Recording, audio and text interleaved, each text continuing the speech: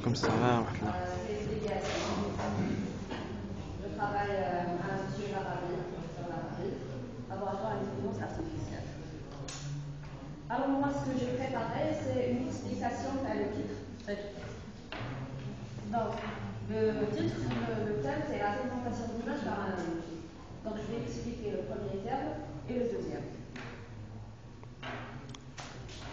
Je vais commencer par le traitement d'image par analogie. Qu'est-ce que c'est que le traitement d'image par analogie? Le traitement d'image par analogie consiste à avoir une paire d'images A et A', telle que A' est l'image traitée et l'image résultat après un traitement spécifique de A. En vision, on dit que A' est l'image filtrée de A.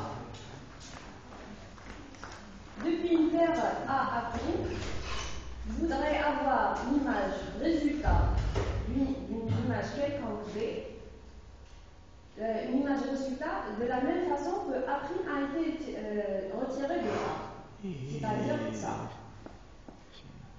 Maintenant, je vais donner une idée générale du processus, comment ça se passe. Donc,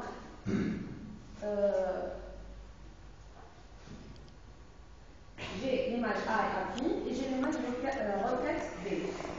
Donc, je voudrais avoir l'image B'.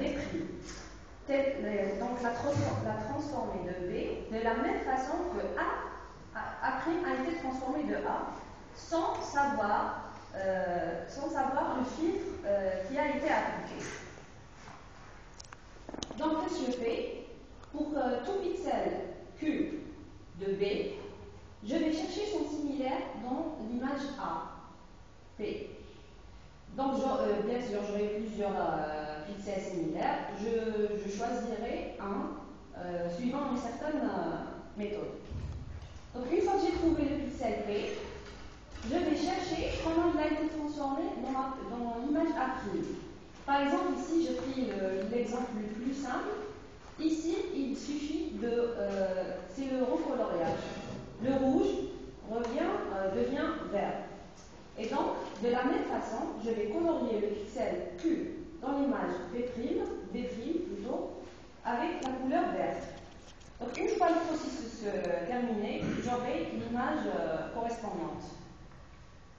Donc, ça, c'est le principe général. J'ai pris un exemple très simple. Maintenant, je vais parler de la segmentation. Pour ceux qui ne connaissent pas c'est quoi une segmentation, la segmentation vise à subdiviser une image en constituants distincts, objets. Donc, c'est un problème phare maintenant en intelligence artificielle. Le défi, le problème, c'est qu'on n'arrive jamais à une segmentation idéale.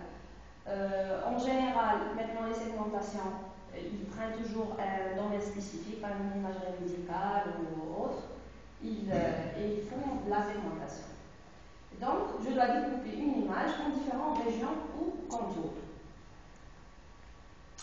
La segmentation région-contour. Donc, il y a deux façons de le faire. Segmentation par région ou la segmentation par contour. Les approches région recherchent des zones d'image sur un critère d'homogénéité. Exemple, la segmentation par CH. J'ai pris la méthode la plus simple juste pour introduire c'est quoi une segmentation. Donc, il y a la segmentation de base 2, donc deux classes. C'est-à-dire, je vais prendre l'image, ici, je vais dire, chaque pixel a une intensité supérieure à une certaine valeur, je vais colorier par exemple par du noir, et les autres par du blanc. Et donc, j'aurai une image binaire. Comme ça, quand on parle comme ça, on ne sait pas c'est-à-dire l'utilité. Mais la segmentation binaire, elle est utilisée et beaucoup, surtout dans l'imagerie médicale. Et donc voilà le principe. Si la valeur du pixel est supérieure à un certain seuil, donc la valeur du pixel va égale à 1.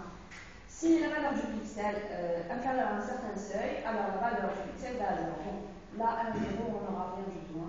Il doit normalement sans 0. Donc le résultat du seuillage est une image binaire. Bien sûr, il est aussi possible d'avoir n seuils pour séparer l'image en n-1 classes. C'est-à-dire pas à un certain seuil, mais plusieurs seuils. Tout dépend du besoin. Bon, le problème ici, c'est le choix du seuil. Bon, d'après cette méthode, ils ont fait plusieurs techniques, ils existent. Bon, mon but, c'était juste d'introduire c'est quoi la notion de segmentation. Il y a les approches contours, c'est-à-dire, c'est rechercher des discontinués entre régions, comme la transformée de... Donc, il existe aussi les approches duales, région et contour, c'est des approches duales, selon dans quelques cas rares. Donc, il y a une dualisation des régions et contours. Une région est délimitée par un contour et un contour sépare deux régions. Donc, maintenant, la segmentation par analogie, c'est quoi? Reste à chercher. Voilà. Ok. Il y a des questions? J'ai une petite question. Oui.